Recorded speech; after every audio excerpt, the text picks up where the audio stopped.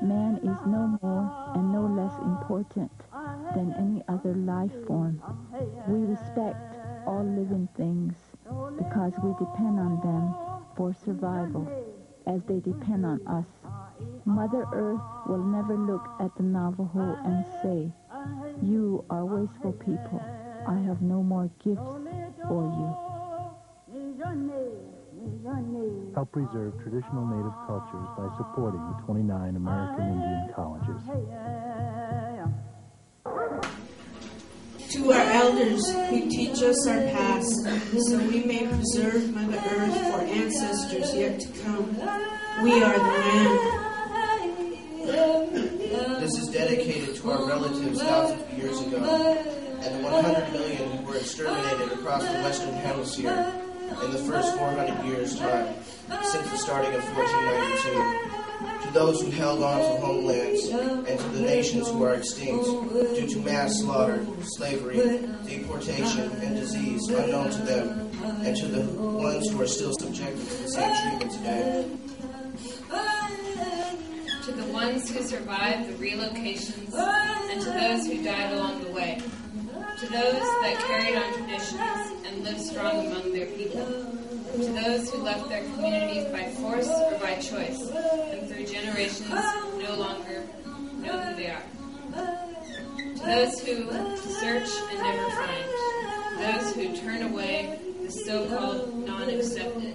To those that bring us together and those living outside. The voice for many. To those who make it back to live and fight and struggle with their people. To those who give up and those who do not care. To those who abuse themselves and others, and to those who revive again. To those who are mentally, physically, or spiritually incapable, by accident or by birth. To those who seek strength in our spirituality and ways of life, and those who exploit it, even ourselves, even our own. To those who fall for the lies and join the dividing lines and keep us fighting amongst each other. To the outsiders that step in, good or bad, and those of us who don't know better. To the leaders of war, politics, crime, race, class, religion, innocent or guilty. To the young, the old, the living, and the dead. To our brothers and sisters and all living things, and life's source across our Mother Earth woman, and her beauty we've destroyed and denied the honor that creation has given each individual. The truth that is in our hearts, all my relations.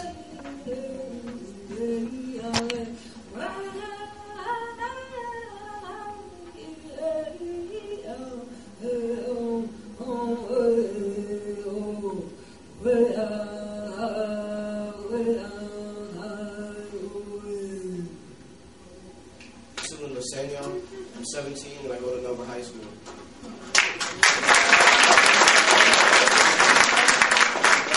My name is Tish Kassengay. I'm Pawnee, Oto, Osage, S'Klallam, McCallville, and I'm 14.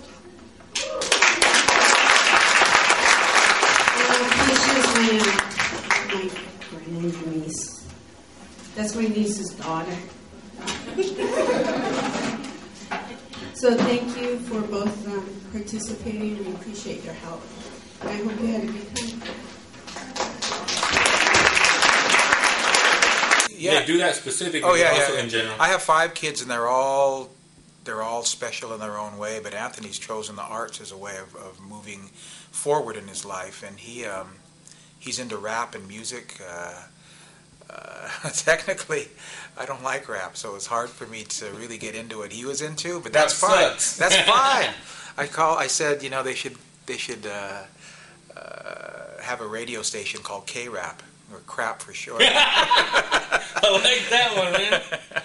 And it was funny because he thrives. His personality, you find each of your children, he thrives on that kind of give and take, almost antagonistic kind of challenge each other, and he likes that. He thinks He's up. Where our village exists, they're destroying the village, pillaging and killing our kids when they tell us to live or stop expelling our breath.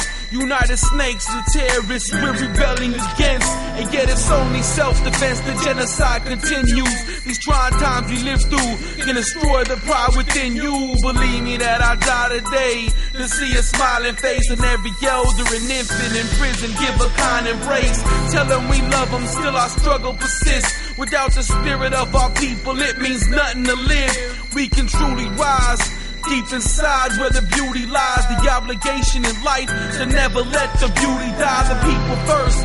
Be always grateful and concerned, and be aware of your past because it prays for your return. That's how. Think Indian is a radio show produced in Vancouver, so we're thinking of what would we name a radio show that would support and promote Aboriginal artists as well as like be able to speak our mind.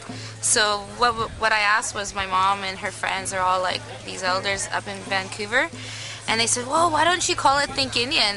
Think Indian is a term they used which was based on a group that they formed that came out as an offshoot of the American Indian movement.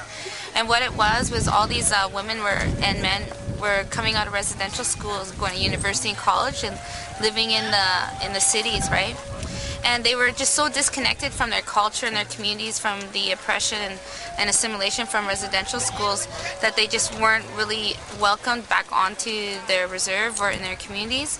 And they lost their language, their culture, absolutely everything. So when they lived in the 70s and the hippie days in these universities, like, you know, trying to make a living and live in the cities, they said, well, you know, like, we don't know what it is to be Native. Like, how do we describe ourselves as Aboriginal people when we don't know anything about our culture because we've been stripped of our own being, right? And then they thought, well, you know, like, now we're living in the city, we have their education, and we're living like white people, and so what do we do? So they decided, you know what, we're going to start a group. It's going to be called Think Indian. And it was a way to inform themselves and build an identity of being urban Aboriginal people. So Think Indian was a way where they can be confident and proud to be able to speak their mind and show their talents in a healthy way, but with education and fight the system in a different way where they could be political, intellectual, and grassroots. We ain't gone, we still here, we still living. What's the future hold in store if we don't understand the present? Here and now is the gift. Recognize it as a blessing, but reflects in the wrong direction. Like all themselves is passed down, oppression manifesting in the presence of ourselves. Now little natives on the res ain't believing nothing second. There's that big fat lady right there. We ain't never gonna make it. Staying faded. Yesterday the soul, the pain don't hurt. Close our eyes, close our hearts, become lost in the curse of the abyss. I like this song. Cool. I like your medallion. How much for that one? How much for your medallion? It's not for sale. But the spirit came, we lit the flame, and now it's time to roll, time to roll. And now it's time to roll. But the spirit came, we lit the flame, and now it's time to roll. We live in prayers of all the saints, don't forget who we are. They live and die behind our presence, don't forget who we are. So walk in beauty. You don't know what the canoe journey can do to you. Hey, do you have a paddle? Do I have a paddle? Do you own Not a paddle? here with me. I need a paddle. Do you? Maybe I'll get you one. Hey, I like your medallion. This Yeah. is not for sale. Recognize our beauty, it's in the eyes of the kids. Sit back and smile in silence and realize Hey, I like we your, live and I realize like your the medallion. obligations to be fighting for them. How much for that? Would you sell that? It's not for sale. Our culture is not for sale. Before they die was more powerful than 1,000 guns. It lives in us. Since they died with us in mind, don't forget who we are. Now it's time for us to rise. We live in prayers of all the saints, don't forget who we are. They live and die behind our presence, don't forget who we are. So walk in beauty and them, don't forget who like we your are. medallion. We ain't gone, we still here, we still living. How much for the medallion? Sorry, it's not for sale. Hey, bro. Nice medallion. Robert. Herb. How much for your medallion? This ain't for sale, man. We still living. It's not for sale. Hey, bro, I like your medallion. Oh, yeah. much for that? It's not for sale.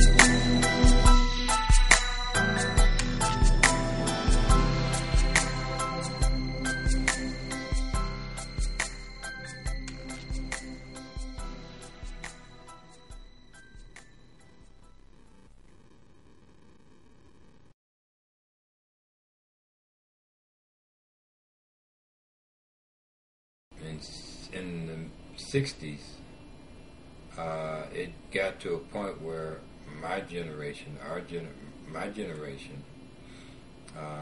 we had seen enough. We had seen the assassinations of John F. Kennedy and Malcolm X and Martin Luther King, Medgar Evers. System of governance that's very democratic and probably can be the basis, probably is the basis for the U.S. government as it stands. The principles of the Confederacy was established by the great peacemaker. And the peacemaker said, will you be able to go back to your village to approach your leader with a message that I will send with you? He said, I want you to go back to your village and go directly to your leader and tell him that you met a man by the lake. And a great peacemaker came among them, these 5 warring nations, which were Mohawks, Oneidas, Onondagas, Cayugas, and Senecas, way back when they were fighting. And this is a bad history. When I see what's going on around the world today, in Kosovo and Far, and all of those, Ethiopia, Africa, Iraq, all around the world where this fighting is occurring right now.